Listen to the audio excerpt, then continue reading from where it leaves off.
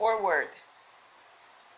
Dr. Napoleon Hill is arguably the most famous self-help action writer, thinker, evocateur, and best-selling author of all time. We ask that you refer quickly to the actual interview with the devil. You will thus get the impact in your life of who the devil really is and what he does to 90% of living beings.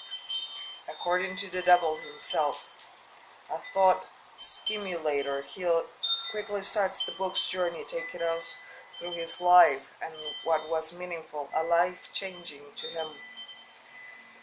He'll learn the greatest and most useful and instantly helpful success principles on the planet, but he did not know how to use and easily apply them. We predict that this is true for many people still today. It is easy to say the words and sometimes even think the thoughts. It takes a profound and lasting decision to actually live by the principles daily in every way. Sharon Lecter illuminates what Hill's words mean when transported into today's dollars, thinking and understanding. Dr. Hill's goal was to communicate clearly a philosophy and practice of individual achievement that will stimulate lasting happiness. His inner knower guided him to find his own life's rainbow. You're being tested now in the toughest times imaginable, just as Hill was during the Depression. He felt, acted, and became depressed and despondent.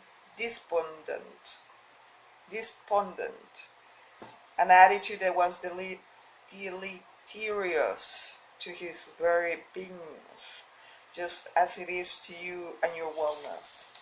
Reading this inspiring book can help you snap out of your lethargy and negative mindedness and get you on a new and more glorious path to an ever brighter, better, and more rewarding future. Like Hill, you are here to master your fears and not to let them master you. To live passionately and with purpose, to decide what you want to be, do, and have, and to make it so. As you rediscover the marvelous and magical discoveries of Dr. Hill, you will know and believe that you can match them and surpass them if you want to, because you are unlimited. Hill correctly says, your only limitations are self-imposed.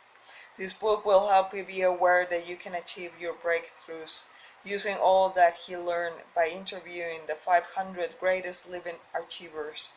You will discover whether the devil he interviews is real or imaginary, much like the devil that you may personally be dealing with in your life and experience. Mar Victor Hansen. Chapter 1. My first meeting with Andrew Carnegie.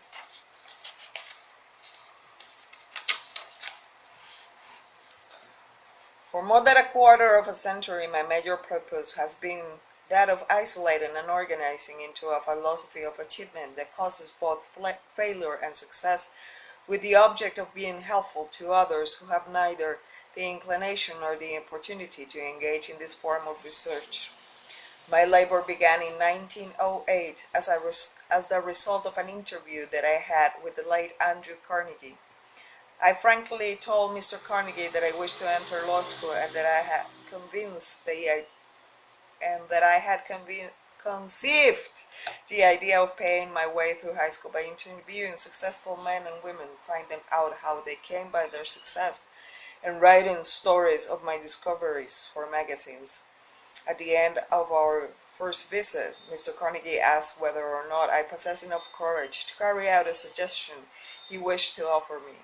I replied that courage was about all I did have, and that I was prepared to do my best to carry out any suggestion he cared to offer.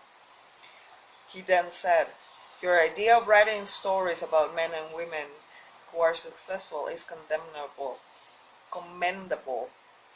not condemnable. As far as it goes, and I have no intention of trying to discourage you from carrying out your purpose.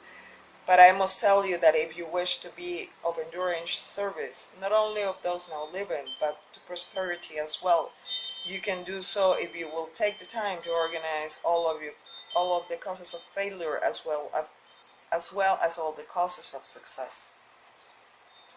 There are millions of people in the world who have not the slightest conception of the causes of success and failure.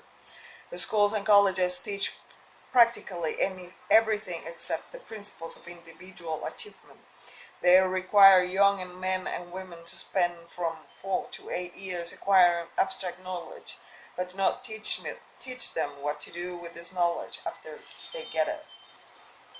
The world is indeed of a practical, understandable philosophy of achievement, organized from the factual knowledge gained from the experience of men and women in the greater university of life.